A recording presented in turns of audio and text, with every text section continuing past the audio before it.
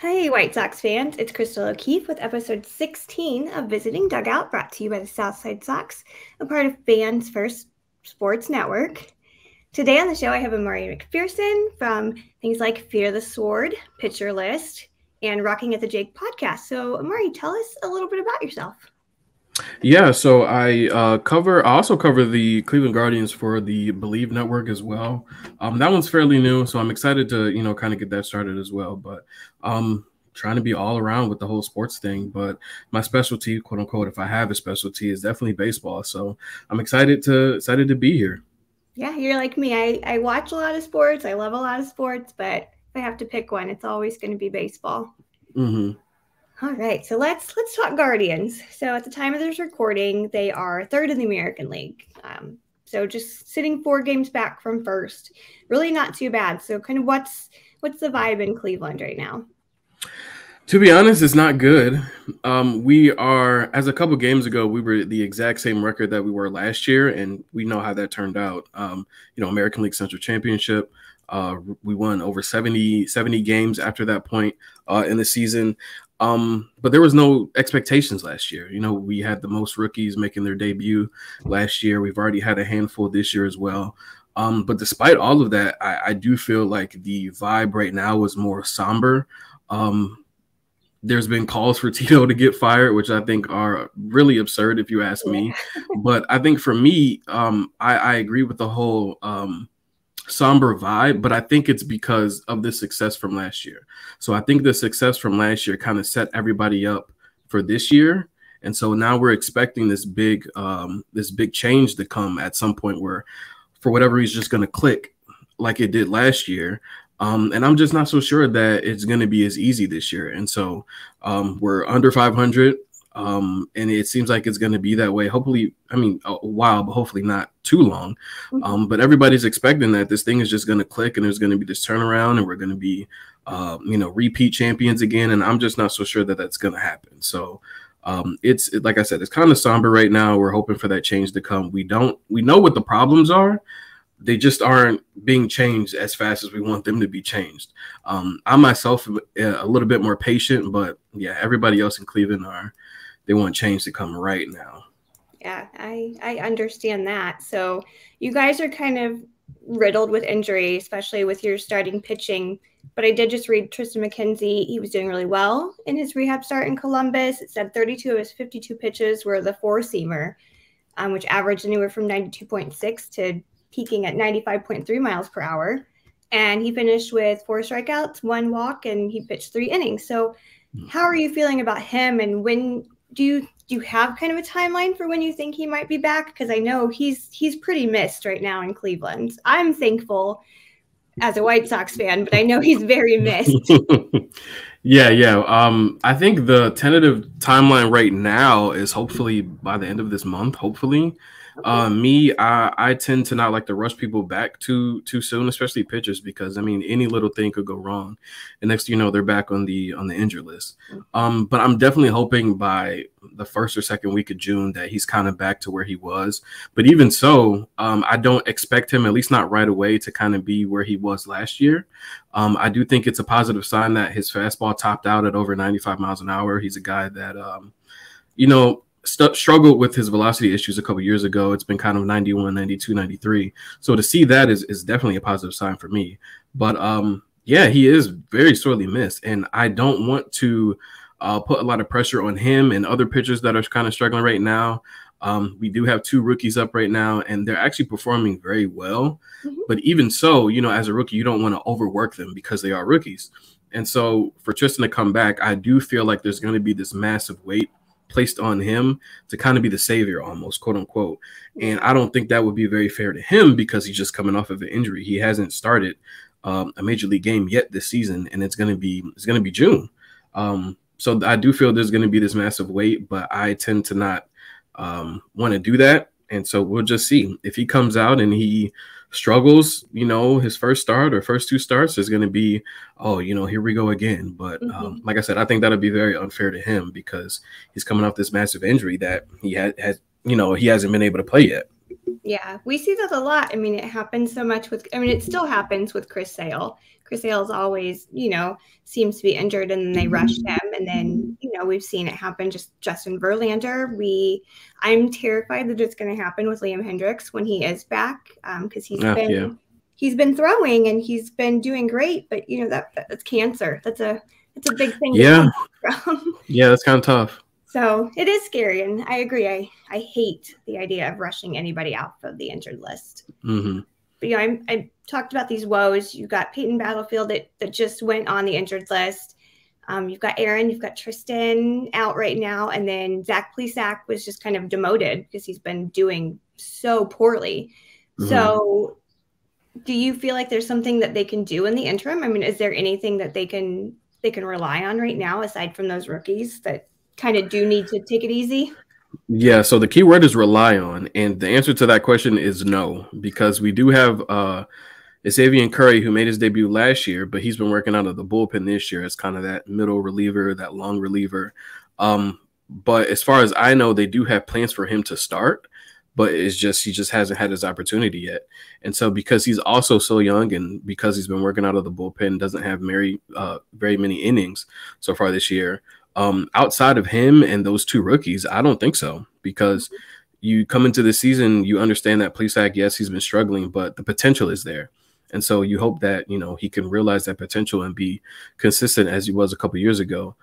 Same thing with Savali. A couple years ago, before he got injured, he was leading the American League in wins, and then he goes down with this injury, and it's been kind of downhill from there. And they said he changed his workout regimen in the offseason, try to become more flexible to prevent these little freak injuries. And surely enough, after 2 starts, he's back on the injured list again. But other than that, I don't think you can really rely on anybody other than those rookies, because you don't have very many options. I think the only other option, if there is another option, is to call up yet another rookie in Gavin Williams, who's performing very, very well at AAA Columbus right now. But then that gives you 3 rookies in the rotation on the team that you are hoping to compete for a division championship again.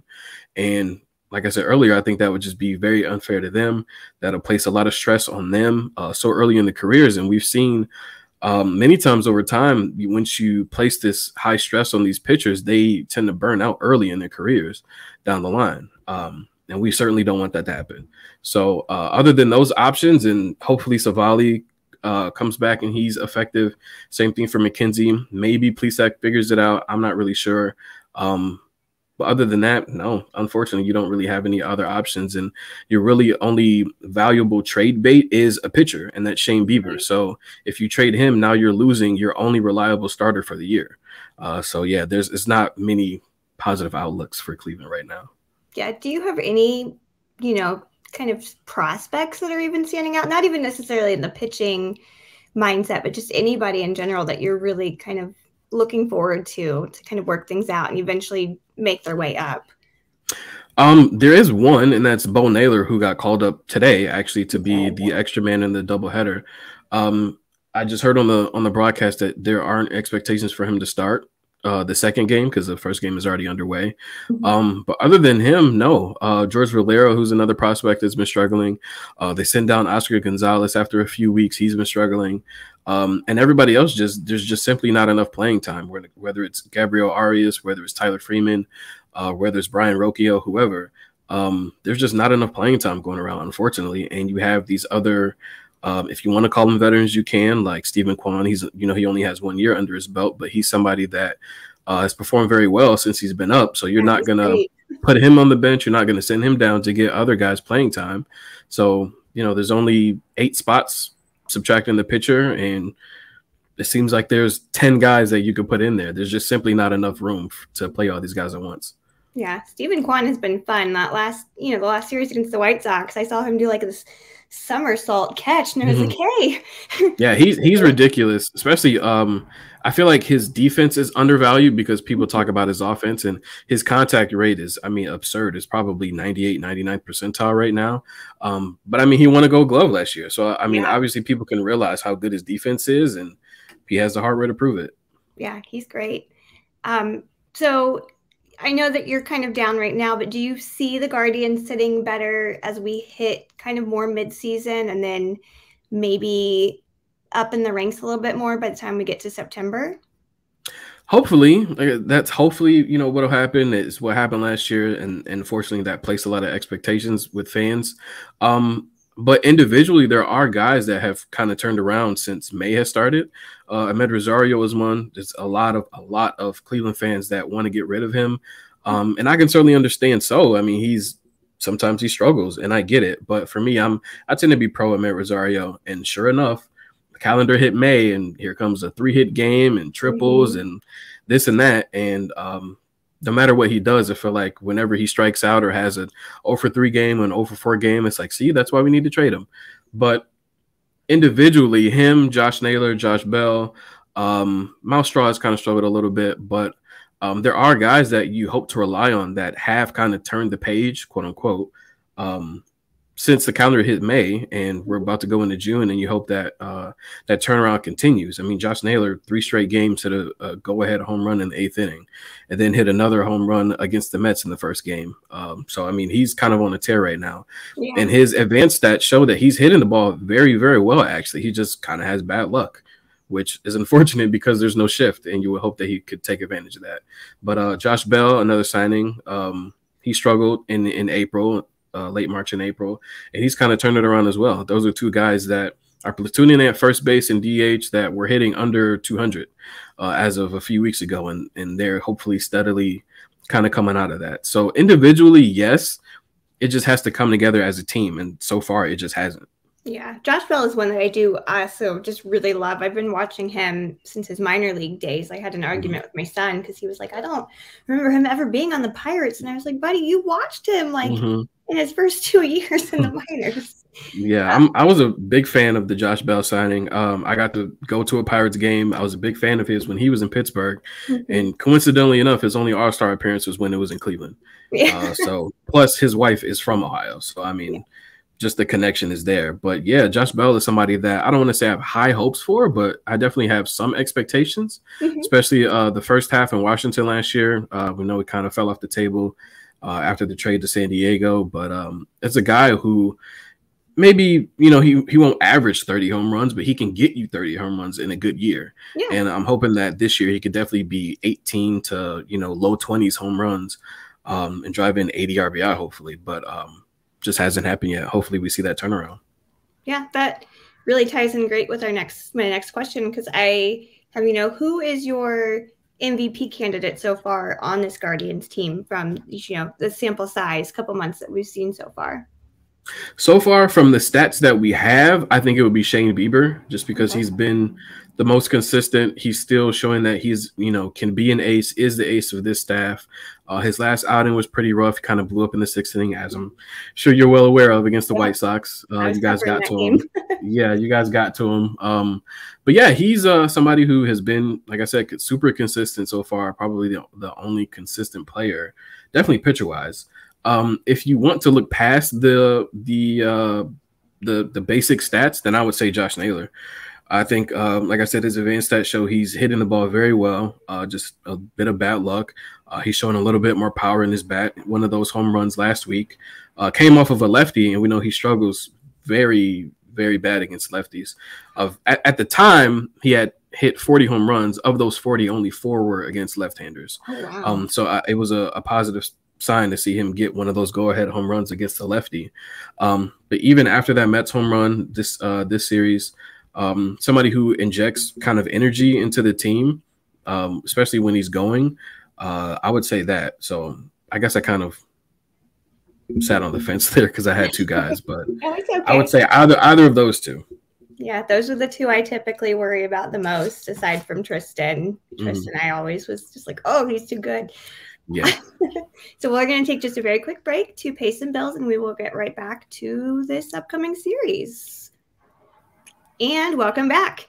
I'm Crystal O'Keefe. I am once again here with Imari to talk about kind of all things Guardians. So the Guardians lost 2 during our last meeting, and you're facing a Mets team that has recently kind of lit a new spark. I think the second Pete Alonso dropped the F-bomb on live TV, they were just kind of set to win again. He can pay the fines. It's okay. He can. Yeah. I mean, he started the whole LFGM thing. So we know Yeah. where he stands. But how do you feel going into this series with the White Sox? It's conflicting because, at the risk of upsetting you as a White Sox fan, I'm already upset as a White Sox fan. Yeah, as a team that record-wise is worse than we are, you would hope that, just like last year, they kind of beat up on the lower teams, and whether or not you put credence into that, that's up to you, generally speaking. Because I tend to think, those guys are professionals too, so if they go out and fight a hard fight and they lose, it is what it is. You can't pick who's on your schedule. But seeing how the last series played out, I am not as optimistic. I do think we could still win 2 out of 3, but unfortunately, I won't be surprised if we don't. I think it's especially going into that series, our pitching is a little scrambled right now. There's news that Hunter Gaddis is being called up to start Monday. Obviously, he's been in the minors. He was sent down after some struggles in the major league roster. But after that, it's kind of a crapshoot after that. We don't really know what this team is going to look like. So, like I said, I'm optimistic that we can win 2 out of 3, but I won't be surprised if we don't. Obviously, I'm hoping that we can, because then we can kind of get back on track, especially over the past couple of years. We've had some good luck in Chicago and against the White Sox in general. I'm just hoping that good luck continues, but so far it hasn't. Right. Yeah. I honestly don't even know who you guys will be facing for the opener. It might be a bullpen game at this point, because we just heard that redacted starting pitcher is going down for some wrist inflammation. So, honestly, if his arm falls off, that's fine.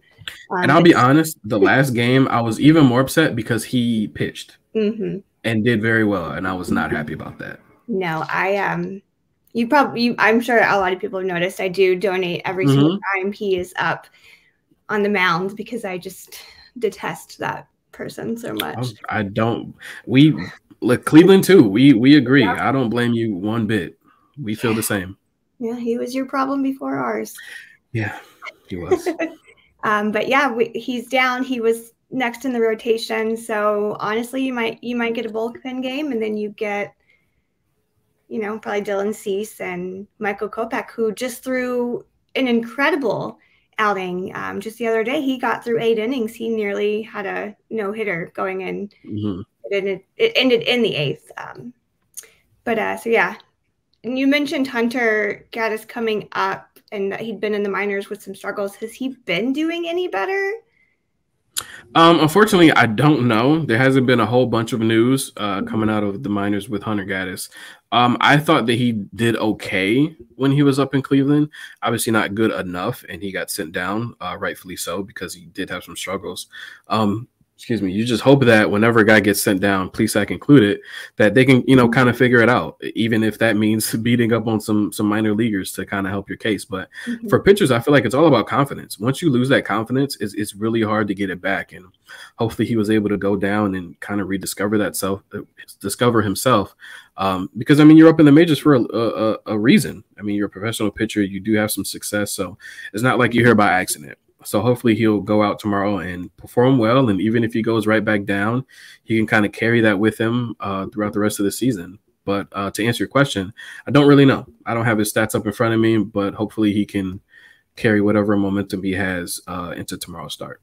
Yeah, the confidence is key. I just wrote something about mental health, and it was talking about Trevor May and how he just really lost a ton of confidence with the pitch clock, and how he's currently working with the psychiatrist on trying to regain his confidence and trying to figure out how he can still work in kind of what he did to calm his anxiety with the new pitch clock. So he doesn't know when he's going to be back, but it was a big confidence issue. So yeah, that's a bummer. So do you have any keys for the Guardians to take this series? I do have one, and if you're a Cleveland fan, you probably know what I'm going to say. It's score 4 runs. Like, we are ridiculously good when we score 4 runs. Friday night not included, because we lost. I don't have the record in front of me, but I think we have like an over 70% win percentage when we score 4 runs. It's so crazy, the difference between 3 runs and 4 runs. But whenever we get 4 runs, I don't know what happens, and we tend to win. So probably that. I think just kind of score first. Hopefully, we tend to win a lot when we score first as well, and don't let starting pitching kind of carry whatever momentum. You know, if you strike out and you're struggling to get hits, I feel like our lineup sometimes presses a lot, and then it just snowballs from there. So kind of keep your composure. Hopefully, put up 4. These teams have so much in common, as you say that. It's just like watching the White Sox just over and over with these Guardians. I know you probably already answered this with your biggest threat, because I know Josh Naylor and Steven Kwan are both really good against the White Sox team. Shane Bieber often is really good, although I don't think he's pitching this series. But so do you have any other bigger threats, or is it really Naylor and Kwan that kind of go in there and get things done? I definitely want to say José Ramírez. I haven't said his name yet, and can't forget about him. I know I said Shane Bieber earlier is probably the most consistent. I was probably forgetting about Ramírez just because he's been out, because he was on the bereavement list. So hopefully coming back, he can kind of carry that momentum that he had the first couple months into that series, because earlier when we were talking about placing a whole lot of weight on a person, you don't want to place a whole lot of weight on Jose, even though he's your best player. He's 1 of 9 in the lineup. So even if he goes out and hits a grand slam, that's just 1 at bat, you know, his 1 person. So you kind of got to put everything together and help him out, you know, get on base if you're in front of him, hopefully drive him in if you're behind him, and not let every big moment be placed on his shoulders. So hopefully he'll go out and have a big series. I'm not saying hit, you know, 900 or something, but a home run, because this year, for whatever reason, we just don't have a whole lot of power. I know Naylor's been showing it lately, but other than that, it's really been a struggle to hit balls over the fence this year. And, you know, we know Cleveland, Chicago, it's cold early in the season. Balls don't really fly out. I think we have less than 10 home runs, maybe about 10 now at home, which isn't a lot. And we have this thing where we plant a tree every time a home run is hit at home. And so there hasn't been many trees planted. Yeah, I know. So we're hopefully, you know, some power will be shown. And you just, even if it's in a loss, you just kind of want to see something put together. You know what I mean? Even if you go out and hopefully not like the Mets game, because we were able to grab the lead. We had 3 different leads. We grabbed the lead back. We end up losing again. That was brutal. But if you can go out and, I'm not saying lose, but even if you lose a tight game where you just battle and, you know, the whole game, hopefully you can carry that into the next game. Don't want to go out and look absolutely atrocious. You know what I mean? So just put up a good fight. I don't want to see a lineup 1 through 9 just kind of look abysmal against starting pitching, no matter who it is. So it's a struggle right now. Yeah, and the last series, you know, the White Sox did not face Ramírez because he was on the bereavement list, and then they barely got any time against Naylor. So I think that was almost a fluke series win, because the 2 kind of White Sox killers weren't there for most of it. So, but with that same vein, do you have like a big kind of fear going into the series? I know, like you mentioned, your starting pitching is just not really ideal for this series. Yeah, I have 2 actually, and that's if they're still performing well.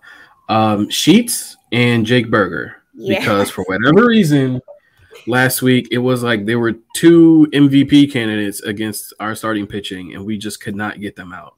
So I'm hoping, I don't want to look on my wrist and see an MLB alert, and it's one of those 2 hitting a home run or driving into from a double or something like that. So I will say it's those 2, because right now they are both thorns in my side right now, and I'm hoping that we can contain them over 3 games. And you know, Berger was not even on our opening day roster. I know.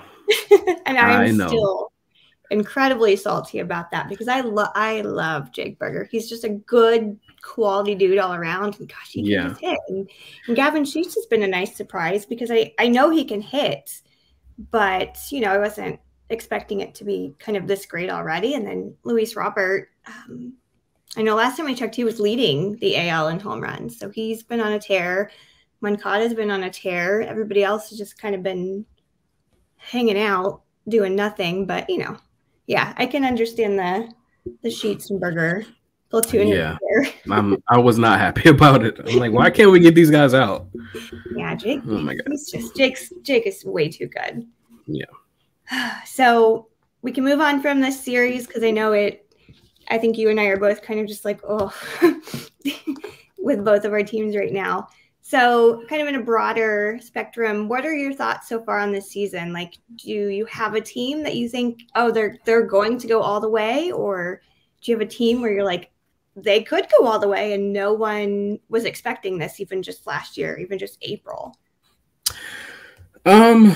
Maybe I don't remember their record from last year, but I want to say the Rays. Mm-hmm. I think there is a thing to kind of be this good so early, but it's such a long season that it's like, can you continue to put it together through October? So I wouldn't be surprised if they do. Yeah, but other than that, maybe not, because I think a lot of the teams that you expect to be really good have not been good this year. Cleveland included, San Diego, St. Louis, who we faced this weekend. The Dodgers have been kind of, 500, give or take a few games. So it's really, I think, difficult right now to, other than the Rays, to kind of name a team. Even the Pirates, who got off to such a good start. Last time I checked, they slipped to second in their division. Yeah. So, unfortunately, Pirates fans, I don't think that you'll win the World Series this year. No, but they are a treat to see. Even you were talking about Luis Robert earlier. Even as a Cleveland fan, seeing his name kind of, seeing him perform is I think really good, especially for the White Sox fans. But other than the Rays, I don't think I really have an answer about, oh, this team, they're so good, because I mean, maybe the Rays, they fall back, maybe they regress a little bit to the mean, but I think the numbers are there that it's not a fluke that they're this good. I mean, they're the second highest scoring team in the majors. And they're showing a lot more power than they have been even in recent years. A couple years ago, they went to the World Series. Mm-hmm. So I won't be surprised if they kind of put everything together. So I guess that would be my pick for the American League. I know you didn't ask me that, but for the National League, so wherever you want. Yeah, I was just because I was going to say for the National League, I really don't have an answer, because you kind of expect like the Cardinals and the Dodgers to kind of be in it in the end, and they just haven't really performed all that well so far. Yeah, I know the Rays, I agree, and even if they do regress, they did so well in the first 2 months that they're still going to be sitting really pretty in like a cushy top spot, but. I am just waiting for the Diamondbacks to go to the World Series. They've been so good, and it just blows me away. Yeah, I think unfortunately for them, even if they have a good year, you do have 3 teams that are consistently good in front of them. I do like their pieces, though. I do like the players that they have. I did pick, I forget his name, Corbin Carroll or something like that, to win National League Rookie of the Year, excuse me. So if he does that, obviously I won't be surprised. So I do like the pieces that they have. Even in recent years when they've made the postseason, like I said, they just had other teams better than them, and 3 of them are in their division. So it'll be a really hard uphill fight if they are going to do anything. I mean, even the Padres beat the Dodgers to make it to the championship series last year. So it'll be tough. Yeah, it will. But I'm excited. I'm ready. I just love that kind of these teams that we didn't see big years for have had them, again, Diamondbacks, Orioles, the Pirates starting off as hot as they did. I still think it's because Andrew McCutchen is back. And so they're just on this roll again. But yeah, so, well, that's all I got for you. So again, please, plug your socials. Let us know where we can find you. Yeah, you can find me on Twitter at Imari. That's IMARI _M17. In there, I have a link tree that kind of has a link to everything, previous writing, podcast episodes. I do run a podcast for Believe Sports called Believe in Guardians. I try to be consistent. I haven't been lately, so I try to release an episode every week. I do run another podcast with my good friend Tom Matheny called Rockin' at the Jake that also covers the Cleveland Guardians.